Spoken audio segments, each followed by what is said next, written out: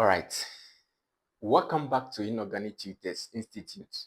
In today's powerful lesson, we'll dive into one of the most powerful concepts in differential equations. And basically, that is going to be homogeneous second order linear differential equations. So, in this concept, we will break down the complete solution process into three main cases, okay?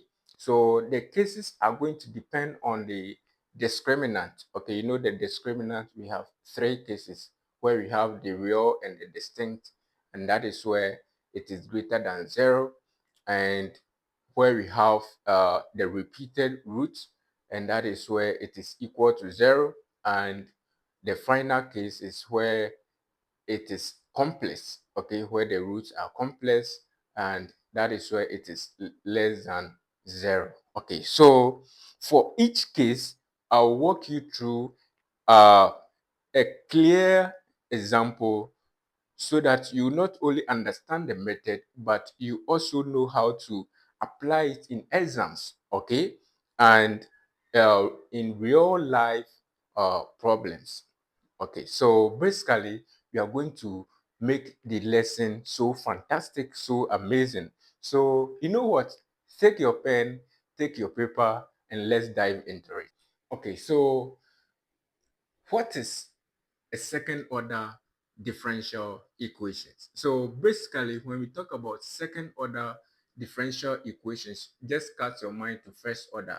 You know that first order involves it's a differential equation that involves first derivative, right? So this is second order. So it's a differential equations that involves or consists of second derivative. So that is amazing. It's so interesting. So you are just climbing higher from first derivative to second derivative, right? So now it has its form that once you see it, you realize that no, this is a second order differential equations. Okay, so basically, this is the form that it has been quantified to be noted, right? So when you see that you have a function of this form, p of x, the squared y with respect to x squared plus q of x dy dx plus r of x y equals g of x. Let's say this is equation 1 or anything. Let's leave it that way.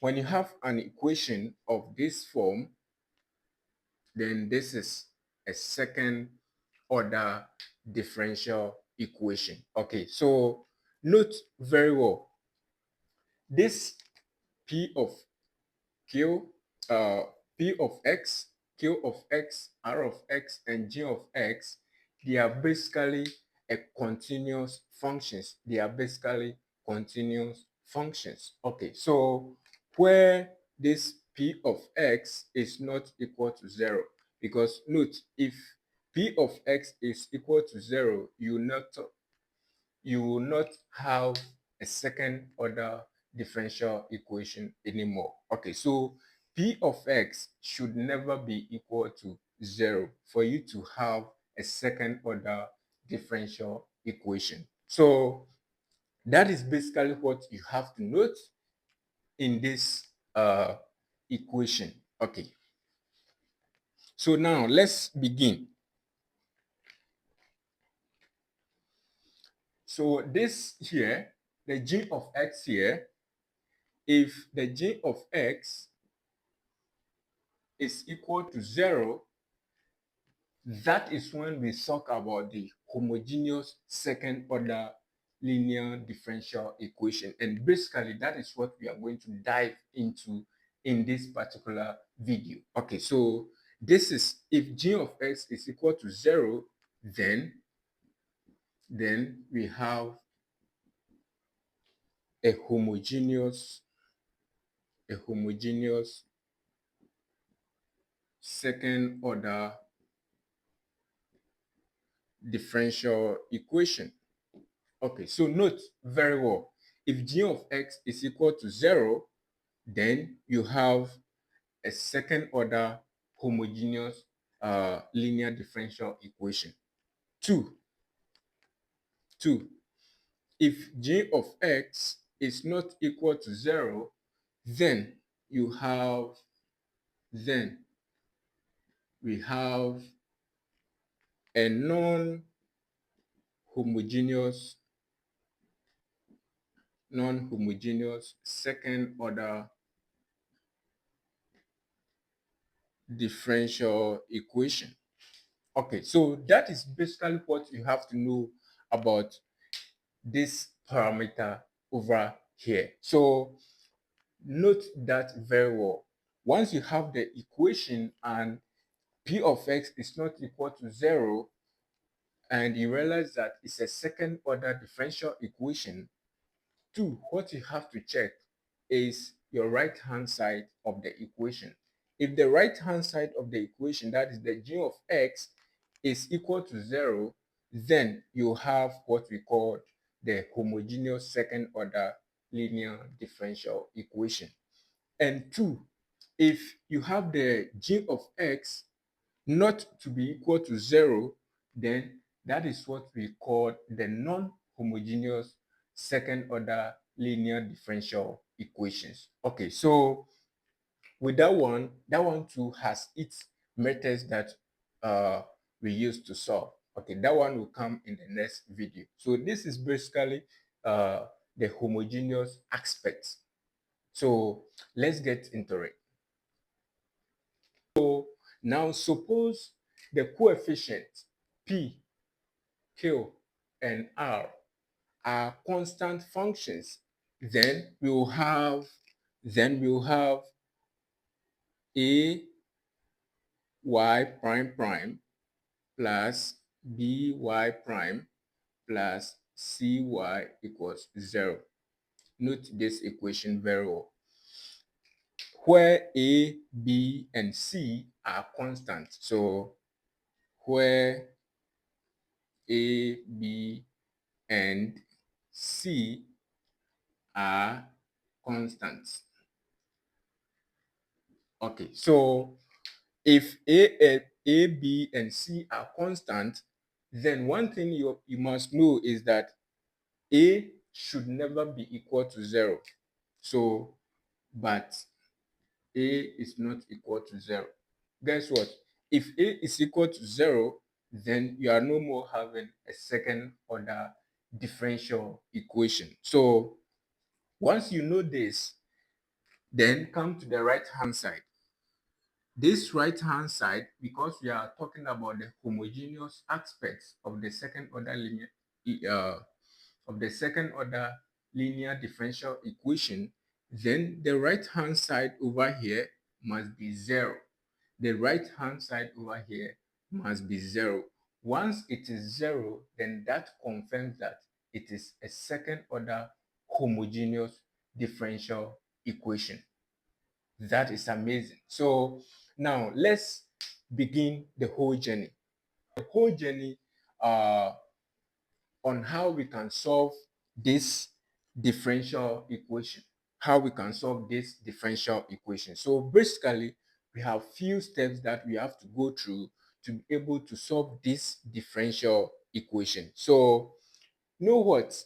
If we talk about second order differential equation, we have to begin to assume something.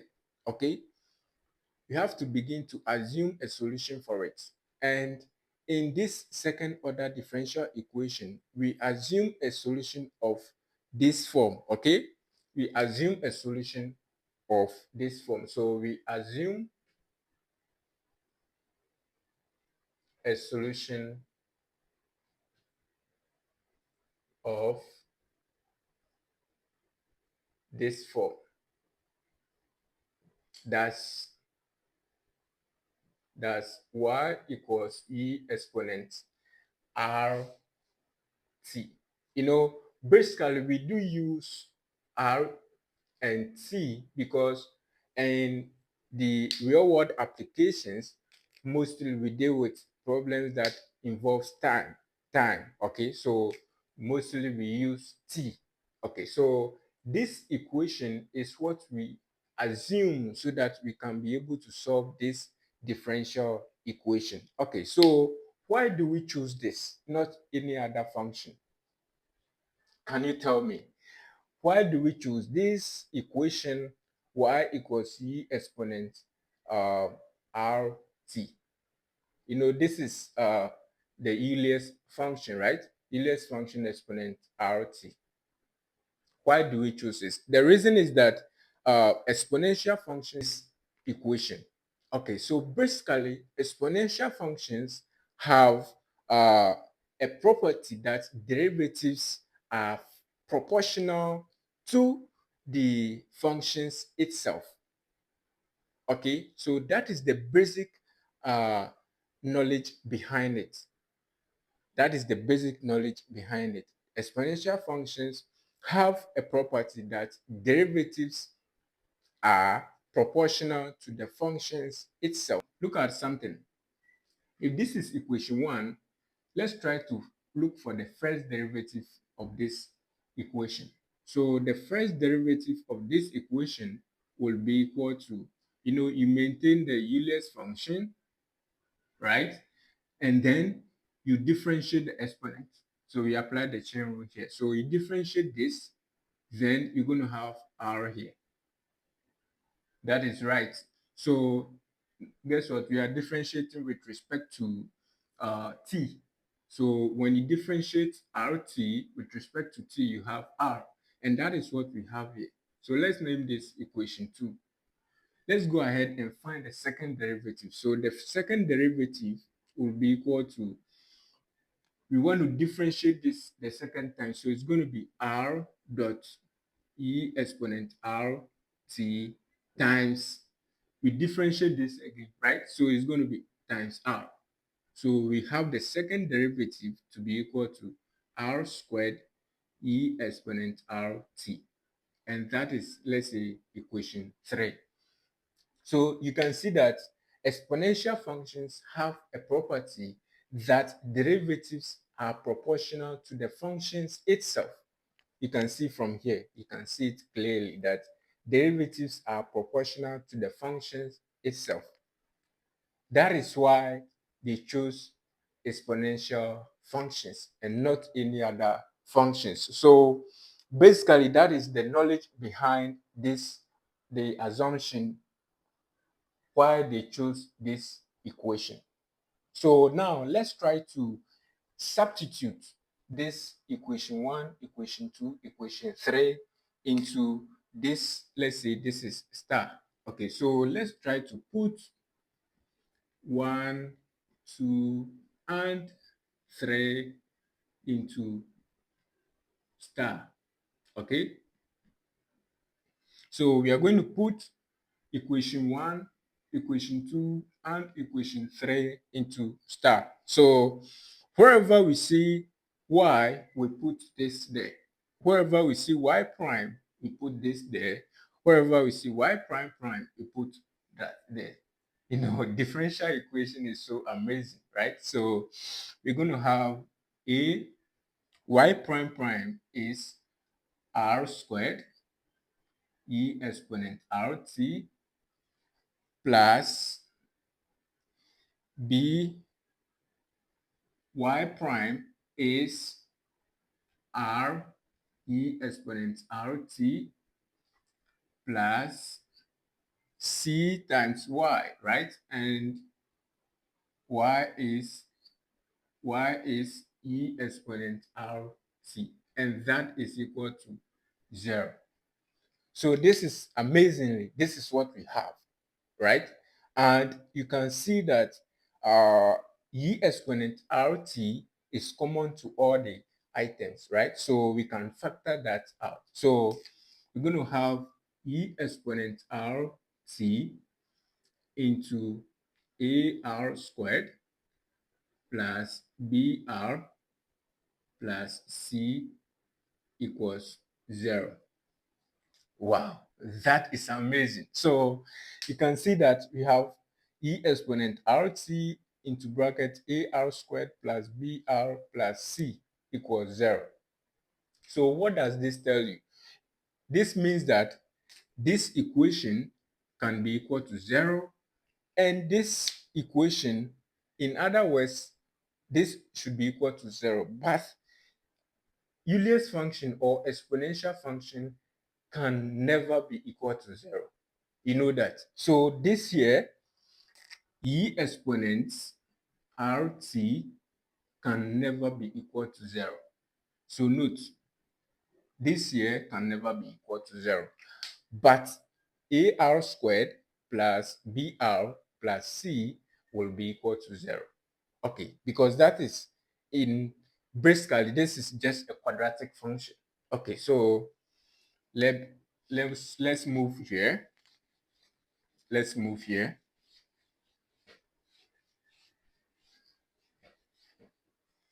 So we're going to have AR squared plus BR plus C equals 0. Okay, so basically this is nothing but a quadratic equation. That is amazing. So from the differential equation that we had, we assumed, look at the process. We assume a solution of the form this, and this is a Euler's function, an exponential function, right? And one thing you have to know about exponential functions is that their derivatives is a property. It's a property that you can't do anything about it. Okay? That exponential functions have a property that their derivatives, okay, is proportional to the function itself. And that you can see it from here, okay? You can see that this is the function, their first derivative is this, their second derivative is this. So we substituted this into the differential equation and we resulted into this, right? And this that we had, we realized that E exponent RT is common to all the items. So we factored that out and we had a quadratic function inside, and that is equal to 0. But you know that E exponent RT can never be equal to 0. So we forget about that, put that down, and take this equate it to 0. That is amazing, right? So this is where our focus is going to be. So this should tell you something. When you have a differential equation, second order differential equation, you have to, this is basically what we call the uh, auxiliary equation or the characteristic equation. So when you have a differential equation, you transform it to a characteristic equation or the auxiliary equation, and that will help you to find the to solve it, right? Solve it. So once you solve it, you can go ahead and deal with the problem. That is interesting, right? So with the case 1, where we have the real and distinct root, that is b squared minus 4ac greater than 0, that is what we call the real and distinct root, right? Okay, so you know that if the discriminant is greater than 0, then that is when we have the real and distinct root. Okay, so now let's R1 and R2 be the, let the R1 and R2 be the real and distinct roots of the characteristic equation, or what we call the auxiliary equation. Okay, then then the general solution then the general solution is giving us the general solution of the differential equation of the differential equation of the differential equation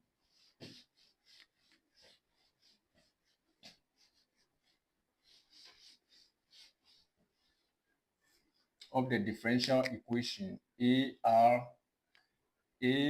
prime prime by prime plus cy equals 0 is giving us c1 e exponent r1 t plus c2 e exponent r2 t. Okay, if you let r1 and r2 be the real and distinct roots of the characteristic equation, of which is this, or what we call the auxiliary equation, then the general solution of the differential equation, this is the differential equation, okay, is giving us c1 e exponent r1t plus c2 e exponent r2t, and that should be equal to y. Okay, so basically that is equal to y, or we can say that y of x equals c1 e exponent r1 t plus c2 e exponent r2 t. So this is the general solution for a real and distinct root. Okay, note this one. So this is all you need for real and distinct roots. That is the case one, right? So now let's take a problem to clarify this one. Okay, so we are taking problem one under the first case in the homogeneous differential equation to basically clarify the concept of the first case. Okay, so we have differential equation y prime prime plus y prime minus 6y equals 0 at y of 0 equals 2 and y prime of 0 equals negative 1. Okay, so this is basically a differential equation and we have to solve it. At these initials, this basically they are initials that we have been given. You know, in the first differential, how do you call it? The first order, you only have one initial, right? But this is a second order, so you have two initials. You have this and that. So let's begin it.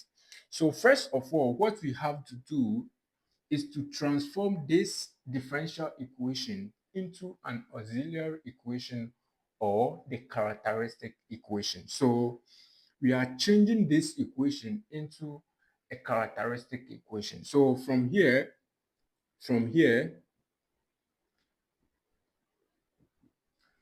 we change this to a characteristic equation, basically into a quadratic equation. So the y prime prime means that we have r squared. Basically, we do use r, right? So as you can see here, so r squared plus r minus 6 is equal to 0.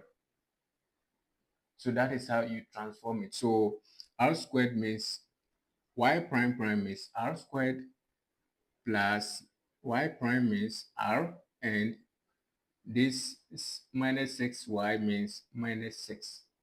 This is the constant. Okay, so this is what we have. This is the quadratic equation that you have.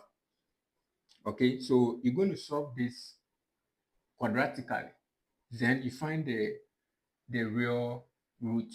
Okay, so when you solve this, you're going to have r minus 2 into r plus 3 equals 0. Okay, so basically you're going to have r minus 2 equals 0, and that implies that r is equal to 2 and r plus 3 equals 0, and this implies that r equals negative 3. Okay, so now you see the general solution, the form of the general solution, right?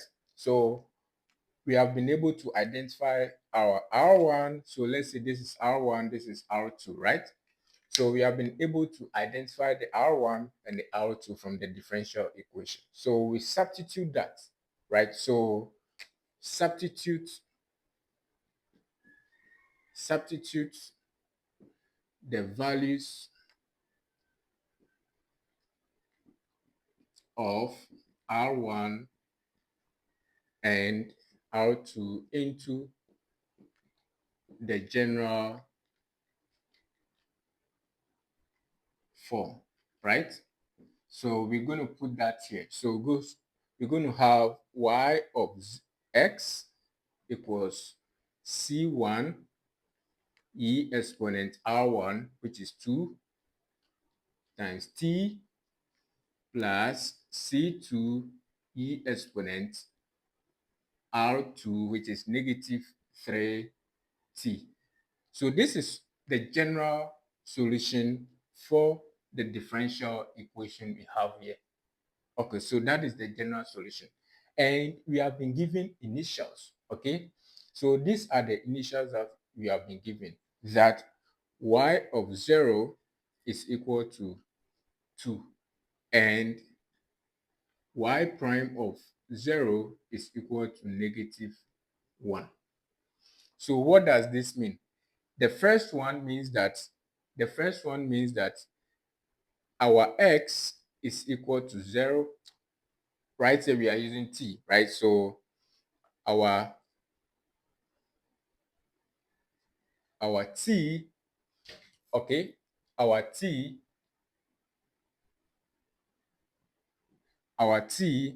is equal to 0 and our y is equal to 2.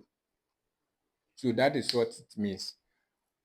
As we learned in the first order, when you are given y of 0 equals 2, this, what is inside here is your first coordinate, and the second one is the second coordinate, right? So this here is the t and this here is the y. Okay, so we substitute that into the general equation and then we have our first equation. Okay, so we're going to have y of 0 equals c1 e exponent 2 into 0 plus c2 e exponent negative 3 into 0, and that should be equal to 2, right? The y is 2, right? So that is what we have. Okay, so we're going to have c1 e exponent 0 plus c2 e exponent 0 equals 2. Right? You know that e exponent 0 is basically 1. So we're going to have c1 plus c2 equals 2. And this should be named equation 1. So basically, we are going to form a simultaneous equation to solve it. Okay, so we have equation 1 as c1 plus c2 equals 2. Now, this y prime of 0 equals negative 1 means that we have to differentiate the general form, okay, the general solution to have the first derivative before we can substitute these initials. Okay, so we're going to have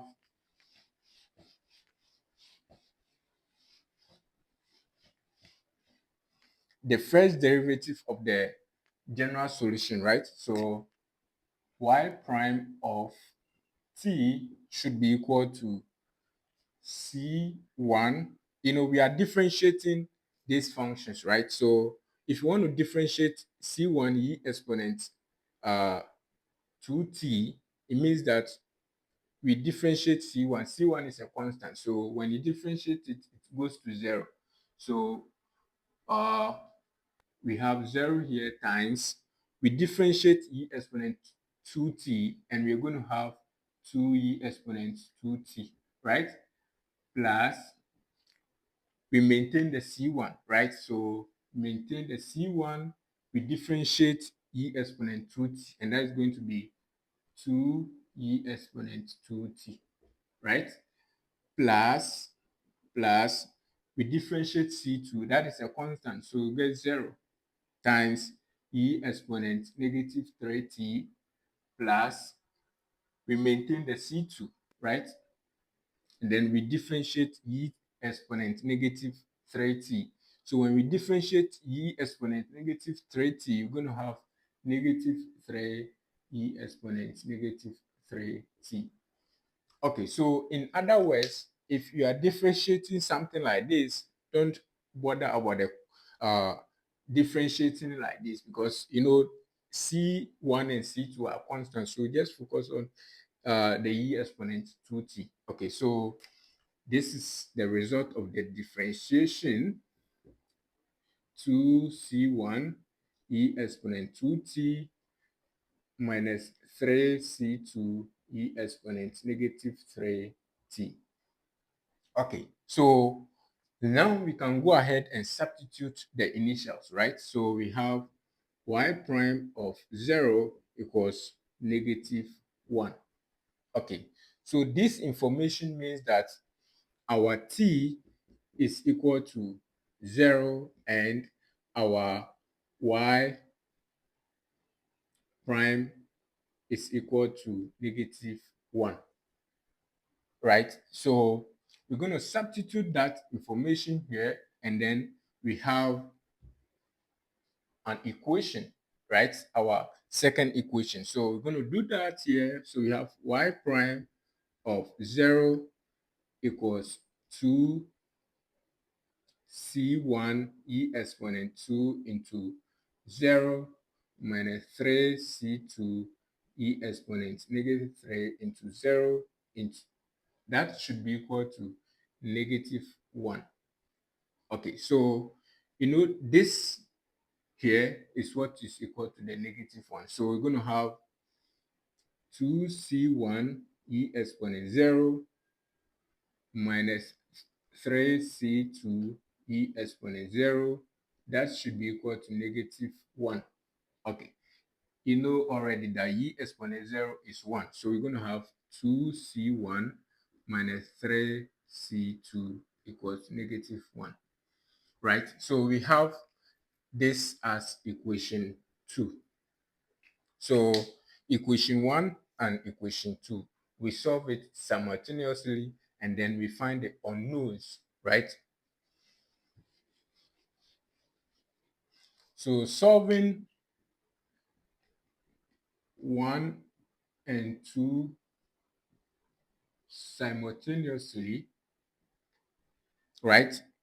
Basically, we can use the elimination method, right? We can use the elimination method by multiplying equation 1 by 2. So multiplying 1 by 2, right? Multiplying 1 by 2, we're going to have 2c1 plus 2c2 equals 4, right? So we name that equation 3. So now you can see that we have 2c1 plus 2c2 equals 4, and we have 2c1 minus 3c2 equals negative 1. So we can subtract equation uh, 2 from equation 3. Okay, so equation 2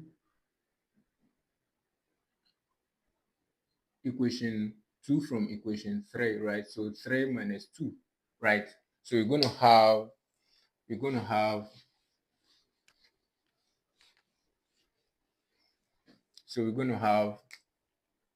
2c1 plus 2c2 equals 4 minus 2c1 minus 3c2 equals negative 1, right? So we are subtracting. So this minus this is basically 0. This minus this becomes plus 5c2, and that should be equal to 5. This minus this becomes 5, right? So we're going to have 5c2 equals 5. So we have C2 is basically equal to 1. So we have our unknown C2 to be positive 1. So we can substitute this C2 equals 1 into any of the equation to obtain C1. So this equation 4, put 4 into, let's say, equation, this equation. Okay, so we are putting it in equation, this equation, that is equation 2. Okay, so we're going to have 2C1 minus 3 into 1, and that should be equal to negative 1.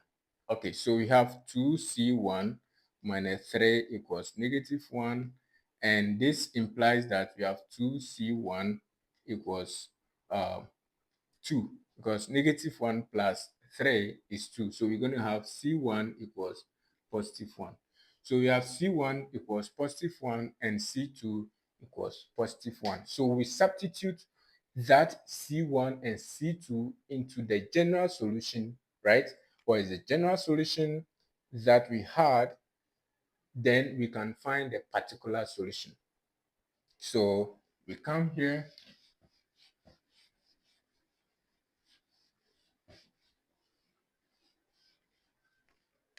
So we say that we substitute, putting C1 equals 1 and C2 equals 1 into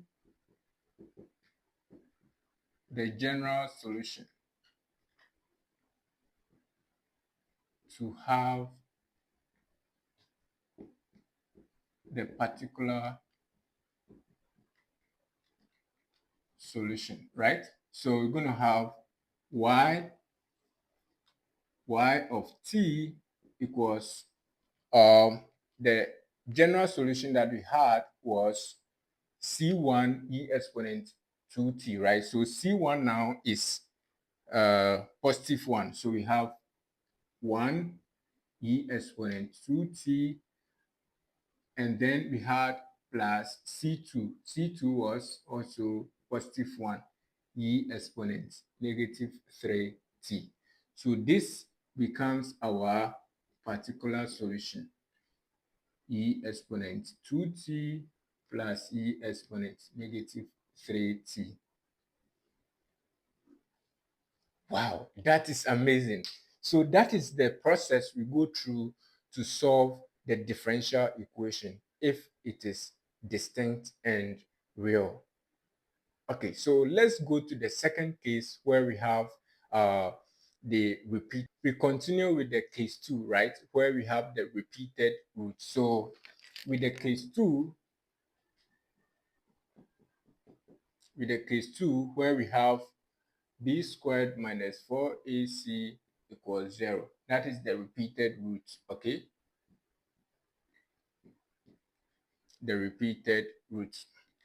So if you have the characteristic equation of the differential equation, the characteristic equation that you transform from the differential equation, if you are done solving it and you have a repeated root, then it means that you have to apply different general solution to that particular differential equation. So once you have a repeated root, then this is the general solution that you have to use. Okay, so this is the general solution when the characteristic equation or the auxiliary equation is repeated, or is a repeated root of the differential equation. Okay, so here is it. We're going to have y of t equals y of t equals c1 e exponent rt plus x, or no, plus t c2 e exponent rt. Okay, so if you have repeated roots, then this is the general solution to the differential equation. So basically, for us to have a real and distinct solution, we have to multiply the second solution by the differential of the exponential function, right? So we have t c2 e exponent rt. So we just multiply this, the second part of the equation, by some variable, say t. Okay, so that is what we have. This is the general form for a repeated root. Okay, so let's take a problem so that we can understand this case as well. So let's take problem 1. So problem 1. Okay. So this is the problem that we want to solve to make sure we understand the case 2 as well. So this is the differential equation that we have been given. Okay. So once you have the differential equation, the next thing to do is to transform that differential equation into a characteristic equation. And that characteristic equation is basically a quadratic equation. Okay, so here we're going to transform this, and we're going to have 4r squared plus 12r plus 9 equals 0.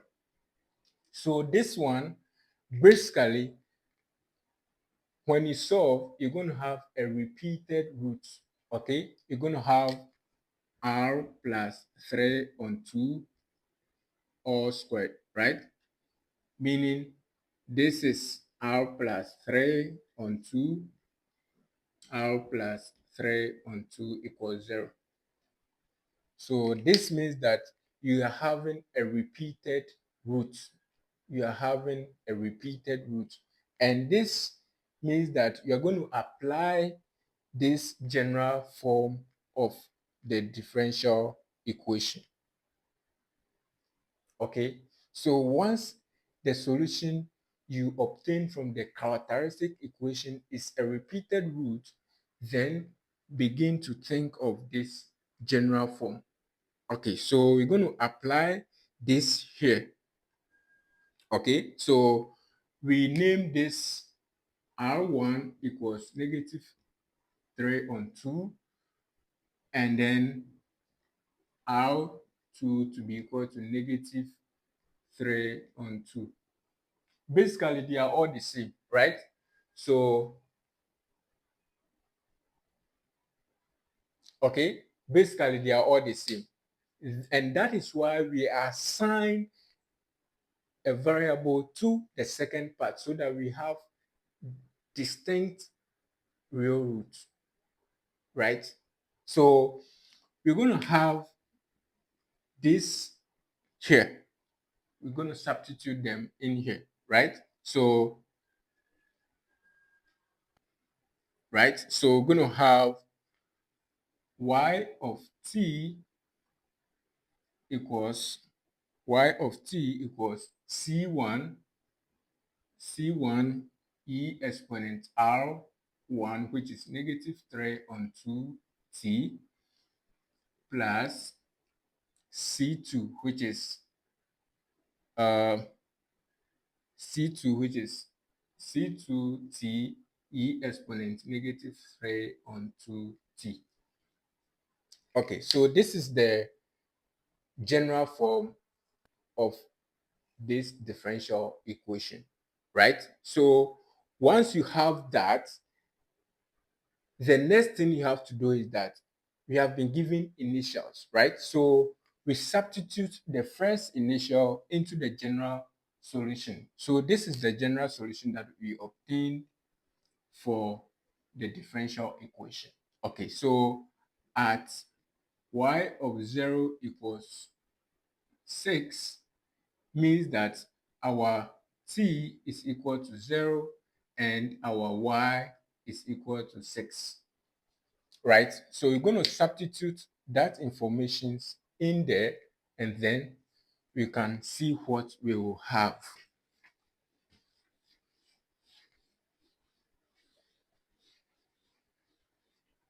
So we do that, we're going to have y of 0 equals c1, which is c1 e exponent negative 3 on 2 into 0 plus c2 times t, and t is 0, right?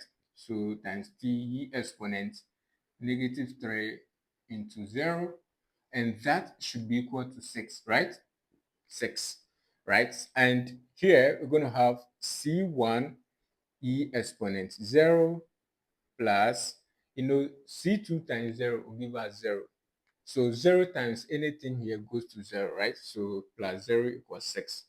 So indirectly, what makes when you have a repeated root is so interesting, right? Because when you are given initials, once you substitute the first initial, you're going to have the first unknown straight away because of this here. Okay, so we have our C1 equals 6, right? So let's name that equation 1. So we substitute, so let's try to find the first derivative of the general solution. So y of t equals C1 e exponent negative 3 on 2t plus C2 t e exponent negative 3 on 2t, right? So we're going to find the first derivative of this general solution. So the first derivative is going to be this, right? It's going to be differential of this function with respect to t, right? So c1 e exponent negative 3 on 2t plus c2 t e exponent negative 3 on 2t, right? So here we're going to have y prime of t equals, so we're going to apply the product rule in here, right? We're going to apply the product rule in here. So when we do that, you're going to have negative 3 on 2 c1e exponent negative 3 on 2t, right? Plus c2 plus c2e exponent negative 3 on 2t minus 3 on 2 c2t e exponent negative 3 on 2t, right?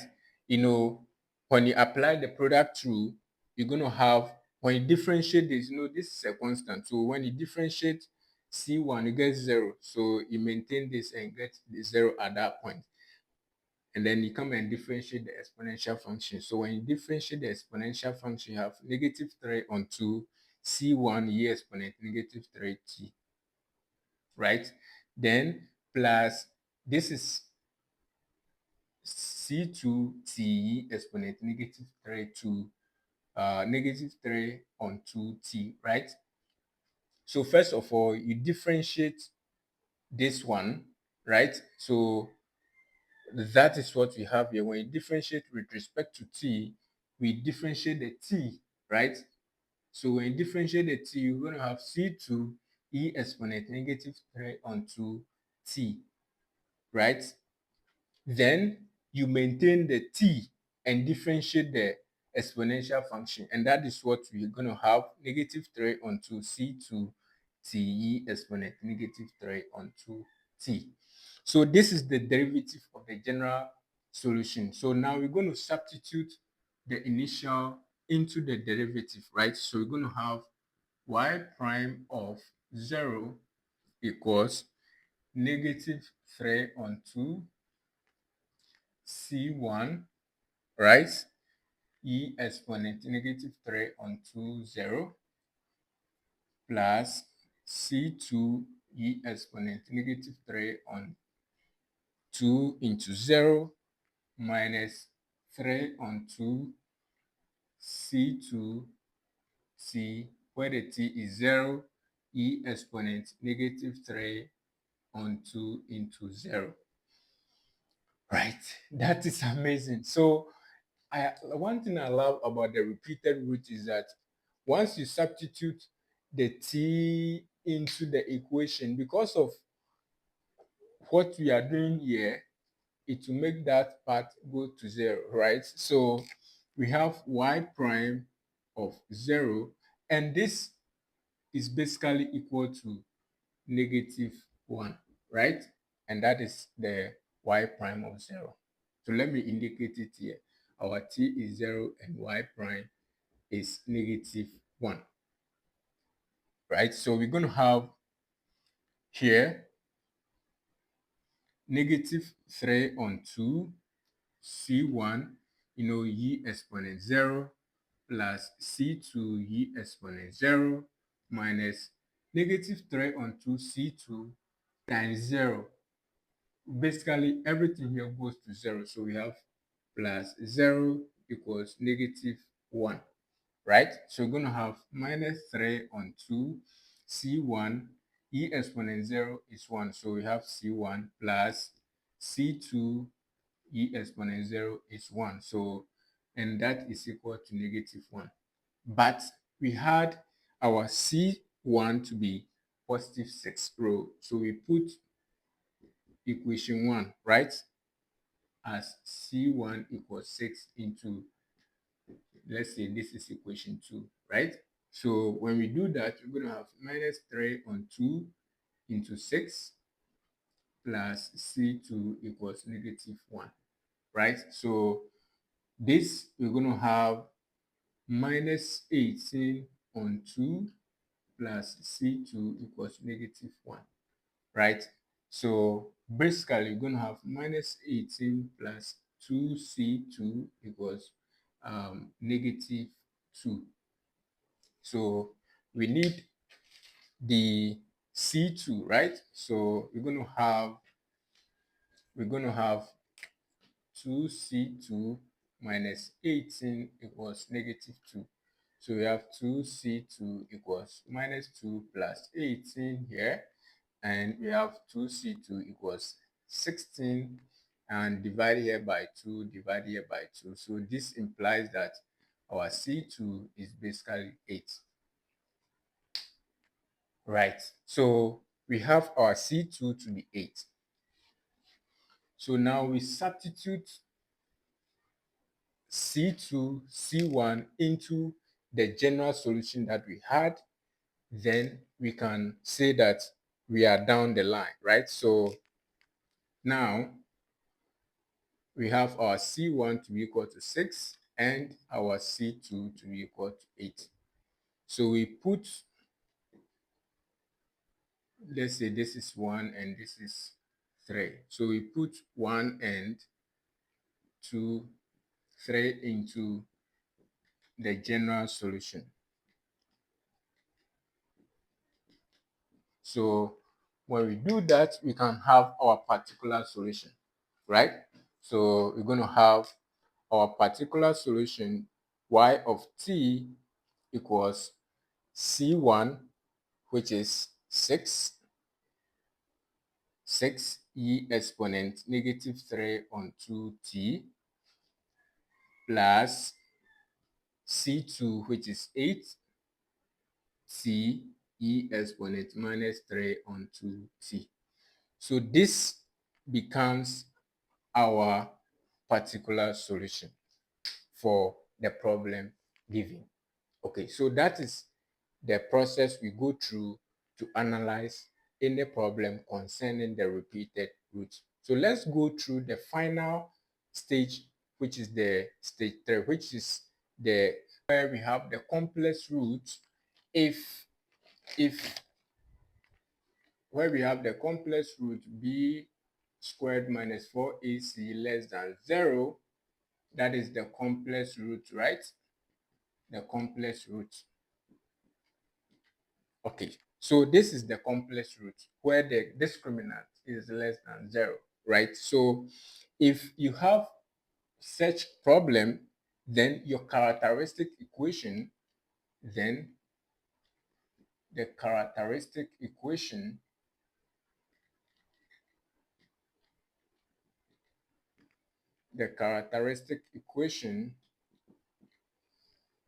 or the auxiliary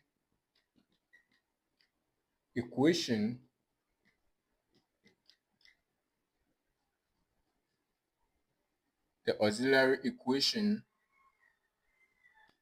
ar squared plus br plus c equals 0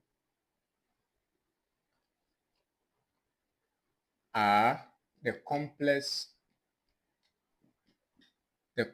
numbers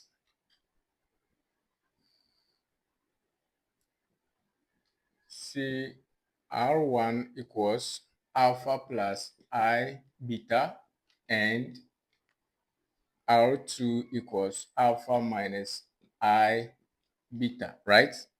And the general solution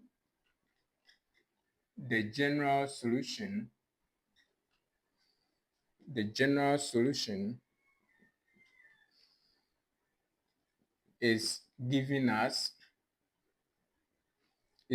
us y of t equals e exponent alpha t into c1 cos beta t plus c2 sine beta t, right? So if you have a complex root, then upon getting your characteristic equation, right, the general solution of the differential equation or to the differential equation will be giving us y of t equals e exponent alpha t into c1 cos beta t plus c2 sine beta t.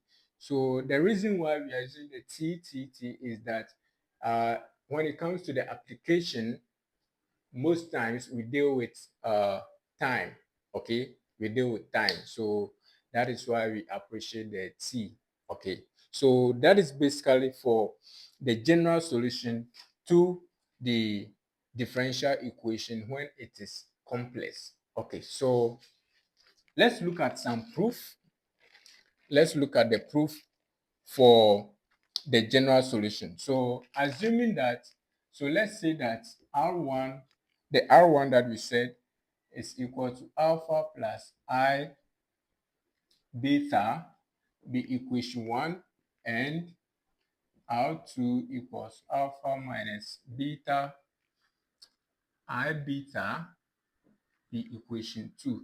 Okay, so from the previous case, the case 1, from case 1, we know that the t, the y of t is equal to c1 e exponent r1 t plus c2 e exponent r2 t, right? That is from case 1. Okay, so refer back to case 1. That is the general form for the differential equation when the differential equation is distinct, or when the characteristic equation is distinct, or yeah, this is the general form from case 1. So we are going to use this general form of the equation to prove this general equation for the case 3. Okay, so let's look at it. So let's put equation 1 and 2 into, let's say this is 3, okay, into 3.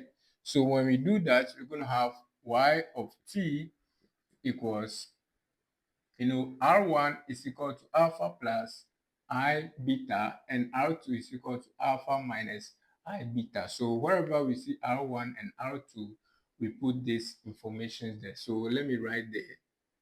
We are proving. So that is the proof for the general solution for the complex root. Okay. So we substitute that, we're going to have C1 E exponent.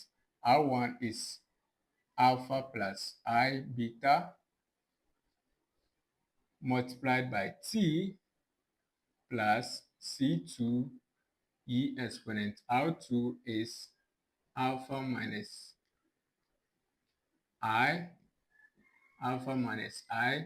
beta T, right? So that is what we have. This is what we have. And this can be simplified further to have y of t equals C1 E exponent alpha times t. When we factor, this is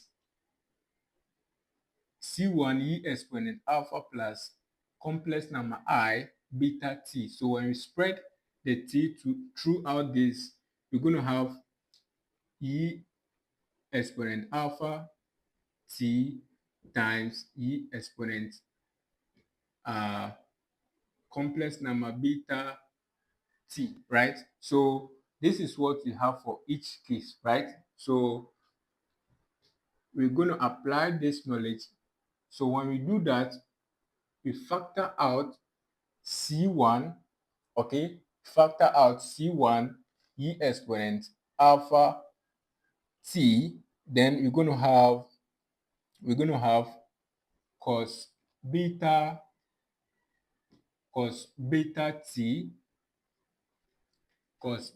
t plus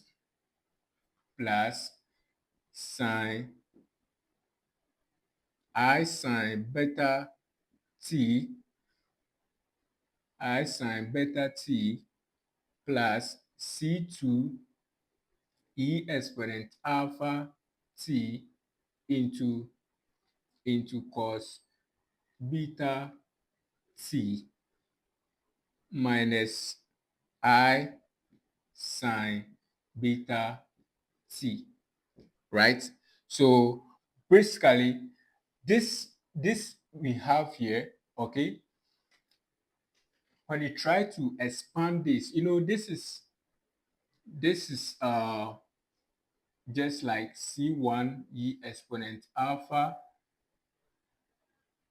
t times E exponent C1 E exponent complex I beta t, right? So this is in disguise to this, right? So that is what I've simplified to this form. So let's continue from here.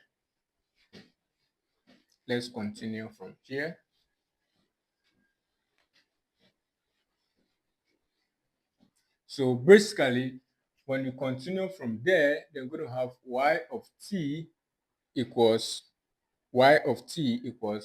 E exponent alpha t into C1 plus C2, right?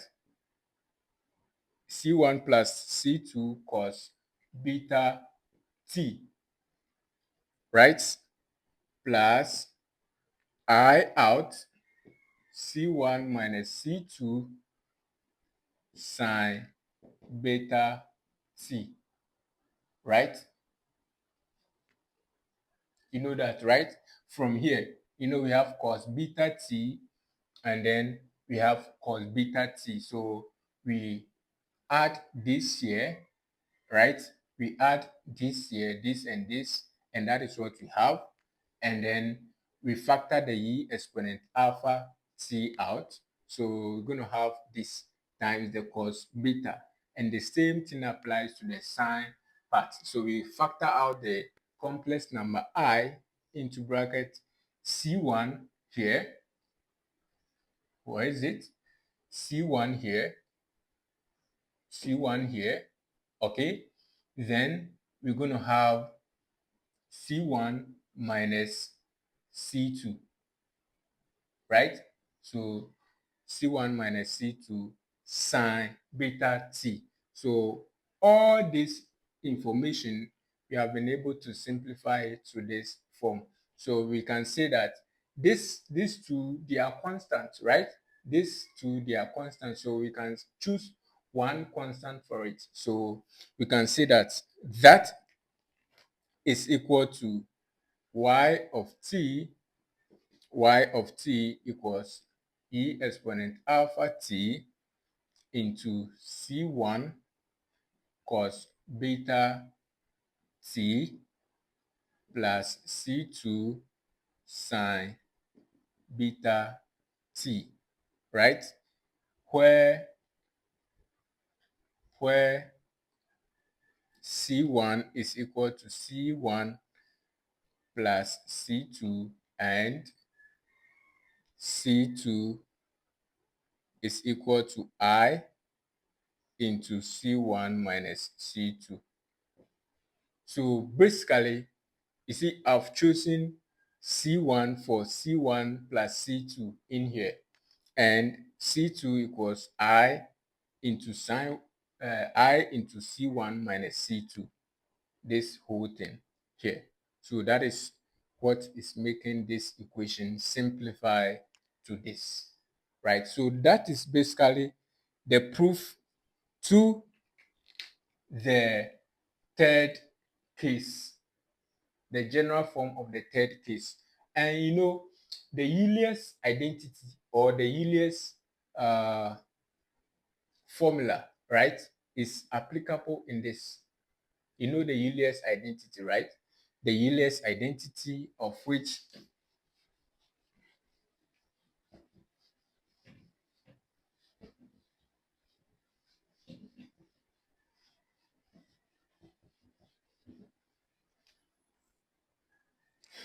so note that the Euler's identity, which is E exponents I theta equals cos theta plus I sine theta, right, is what we call the Euler's identity or the Euler's formula or the Euler's equation. This is it. Okay, so whenever you see an equation like this is basically what you call the Euler's identity or the Euler's formula or the Euler's equation. It's so amazing. It's a very useful equation. I love it so much. Very soon, in my third, let me say, in my next video, I'll prove this. This is the problem that we want to use to clarify the concept of the complex roots, which is the last part of the homogeneous linear differential equation, right? So this is the problem. Okay, so let's transform this differential equation into a characteristic equation or the auxiliary equation. So this is going to be r squared minus 6r plus 13 equals 0. So this is basically a quadratic equation. So we solve this, but when we solve this, we are going to have what we call the complex numbers, right? The complex roots, okay? So basically, we are going to apply the quadratic formula, right? So when we apply the quadratic formula, we're going to have r equals minus b plus or minus square root of b squared minus 4ac over 2a, right? Where our a is equal to 1, our b is equal to minus 6, and our c is 13, right? So we have all the necessary informations. Now, let's substitute them into the formula and see what you're going to have. So we have r equals negative b, and b is negative 6, so it's going to be 6 plus or minus square root of b squared. So we're going to be 36 minus 4 into a into c, which is 13, all over 2 into 1, right? So we're going to have r equals 6 plus or minus square root of 36 minus 4 into 13, right? 2, 1, 52, right? So we're going to have r equals 6 plus or minus square root of 36 minus 52 over 2, right? So basically, this should tell you that it's a complex number, right? Because 36 minus 52 is basically a negative number, right? So this comes, you're going to have 6, 5 minus 2. Okay, so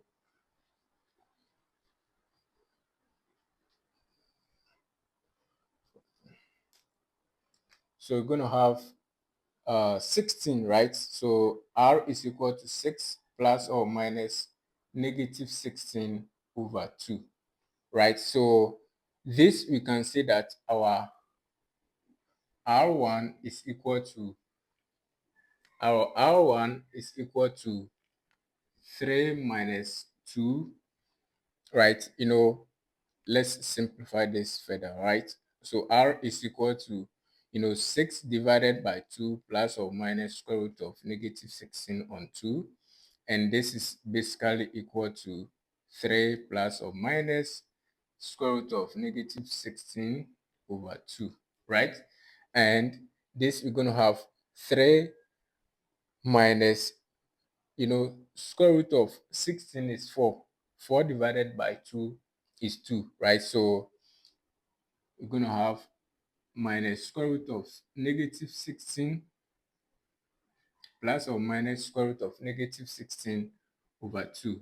So we have r equals 3 plus or minus complex of negative 4 divided by 2. So we're going to have r equals 3 plus or minus negative 2, right? That is a complex number, right? So now we have our r1 equals 3 minus 2i, and our r2 equals 3 plus 2i. You see, right? So this is basically complex numbers. They are complex numbers. So these are our r1 and our r2. So let's go and substitute them into the general equation so that we have our general solution, right? So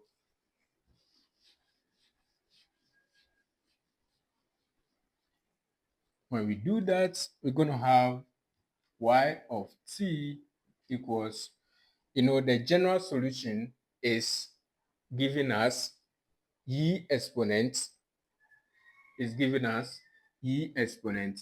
3t, right? Y exponent 3t into c1 cos beta t, right? And beta here is what we are going to have as the complex number, right? So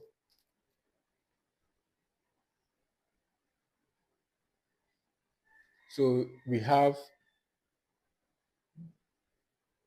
c1,